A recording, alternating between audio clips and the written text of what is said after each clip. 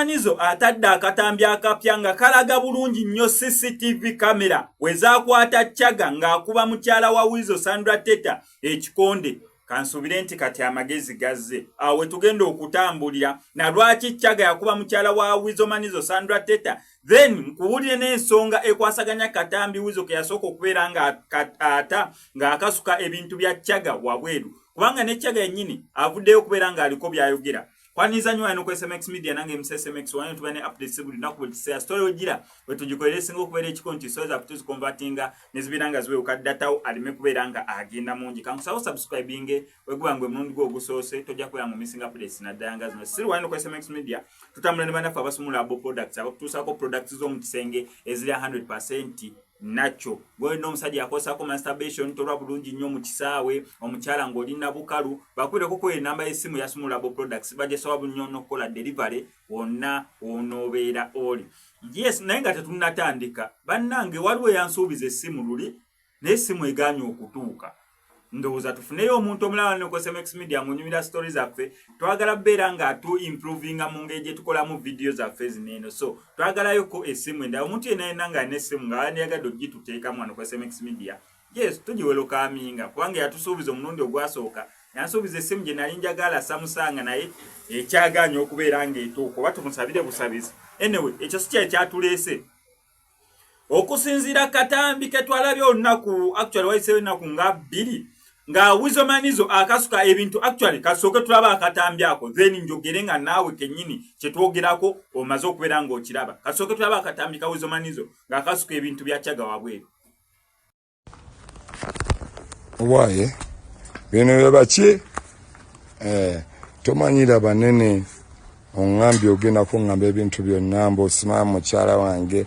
lindako gwewabeerawa wamma nfulumiza obuntu bwo obuntu engera fridge ebadde leeta n'emmese ewange nkugambe weetonde oganye watch me engera buddulowa mako nange njagala ondage nza badde akusuza mazi lengera obutanda lengera olejosolawa amateeka wa ebintu bye ate mubeereewo tebabubba obuntu bwe kuba tusobola obusasula mazimu Chagga nkusabye ekisonyi oganye kimu obuntu bwo mazimu. So ako ke katambi akasoose okubeera nga kafuluma nera ka breaking the story eno naye oluvannyuma lw'akatambi ako fuluma twasobodde okubeera nga tufunako ku Chagga bino yasobodde okubeera nga atugamba okusinza ku Chagga yagambye munneera waliwo bwe bamubuuza ku incident eyo lwaki Wizo Manizo atuuse okubeera nga afulumya ebintu wabweru ne tumubuuza ki exactly ekyabaddewo Chagga kino kyasobodde okubeera nga ayogera yagambye munneera mukyala wa Wizo Sandra Teta ne Wizo bafunamu obutakkaanya nga bali ewaka babiri era bw'atyo mbu bino ebigambo bya Chagga n'agamba mbu Wizo Manizo n'akuba Sandra Teta mu kubeera nga yakuba Sandra Teta Wizo Manizo n'adduka ewaka okitegeera bulungi nnyo so Wizo wamala okudduka ewaka Sandra Teta yeekyanga awo amala okufuna waawe engoye zayambala mangu agamba obusungu bukyandiko kanonyono Wizo gyali mbu Sandra Teta n'agenda mu bbaala Chagga gye yali nga Sandra Teta asuubira mbu Wizo Manizo ne Chagga bali bombi mu bbaala we batera okubeera nga bakola ki banywera akenge kaabwe. Sandra Teta yasangayo Chagga ate Sandra Teta munatandika otabukira Chagga ng'agezaako okubeera nga mubuuza Wizo Manizo gyali mu kubeera nga Sandra Teta yatabukira Chagga bino Chagga yabitunyumiza mbu Chagga n'asindika Sandra Teta okumwetaasaako n'obusungu bwe yalimu era bw'atyo ne Chagga mbu naye n'adduka nga Wizo yadduka ku Sandra Teta nga bali ewaka ng'amaze okubeera ng'akola ki ng'amukuba then oluvannyuma ate Chagga atugamba mbu kwekyo ekiro barikonsayiringa Sandra Teta ne Wizo nga zeeyewaka neera mbu kwekyo ekiro baasula banywa mwenge paka ku makya nga bamaze okubeera ng'ensonga zaabwe bazikwasaganya bulungi nnyo nnyini ddala.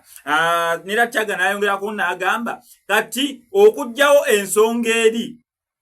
saa okukweka eri ensonga y'okubeera nga Wisdom yakuba mukyala we ate mukyala we najje nomubala nga anoonya Kyaga ate Kyaga n'amusindika naye n'amuddukako mb'okugjawo ensonga eyo obogezaako okubeera ng'agibikkirira ku makya yakeera mbu bino bigambo bya Kyaga akatambi ke twalabe kaatulaze mbunira ebintu ebyo bya Kyaga ebyafulumiziddwa bufiriji obukadde obufaliso obukadde n'ebisigadde byonna naye wano Kyaga atugamba mbu ku makya Wizo n'agenda mu nnyumba ye n'atandika okubeera ng'ajjayo obuntuntu obukadde n'abufulumya wabweru ng'agamba mbu bwange oba mpulira bulungi amagezi mwegaligaze mbu Wizo Manizo ebintu ebyo yajja mu nnyumba ye bibye Wizo Manizo si bya Kyaga ono Kyaga yatugamba tebangako bya Kyaga Kyaga yagambye tasulangako wa Wizo Manizo okusinzira ku ye naye n'ebyo ebintu Wizo Manizo bye yakasuse tamanyi nnyini byo yetabirabanga nako ebintu ebyo bya Wizo Manizo so si bya Kyaga Wizo Manizo ebintu abikasuka bweru atugamba mu bya Kyaga amugobye mu nyumba ye Kyaga atugamba ebintu ebyo nze sibimanyi sisulangako wa Wizo Manizo nero obuntuntu obukadde yamanyi Wizo Manizo gye yabujje mu nyumba ye kasaya bujje mu nyumba ye ebyo ebintu bya Wizo Manizo ofalisa obukadde n'ebisigadde bibye bibasulako so waba yafunyeyo obuntuntu obukadde awo n'abugira mbu answaze ze ebintu ebyo sibirabangako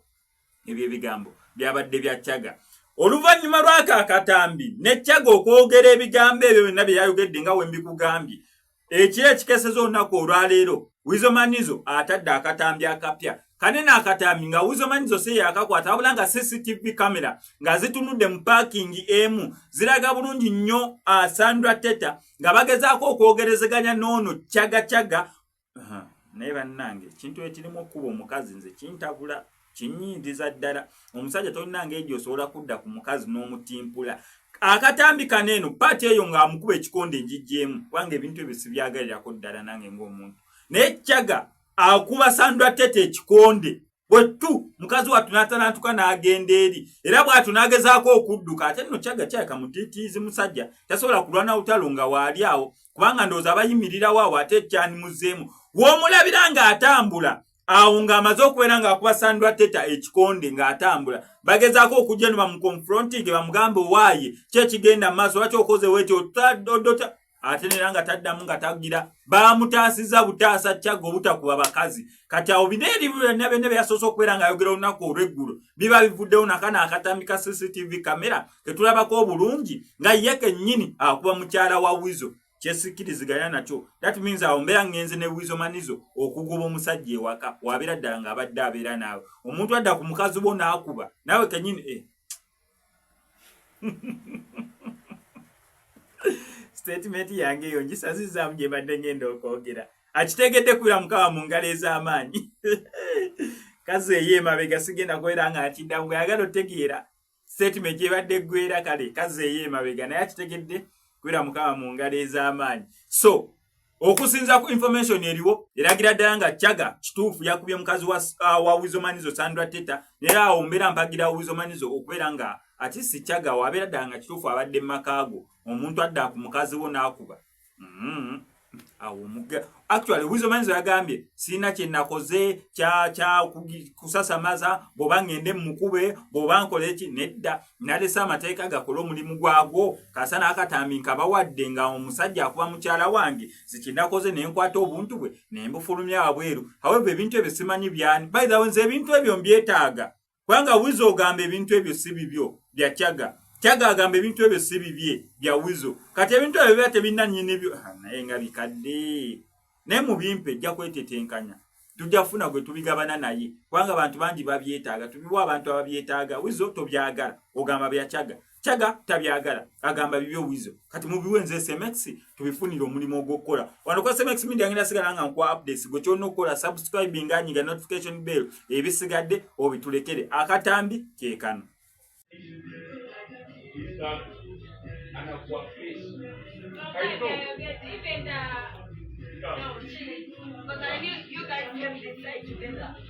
I come there, I see here.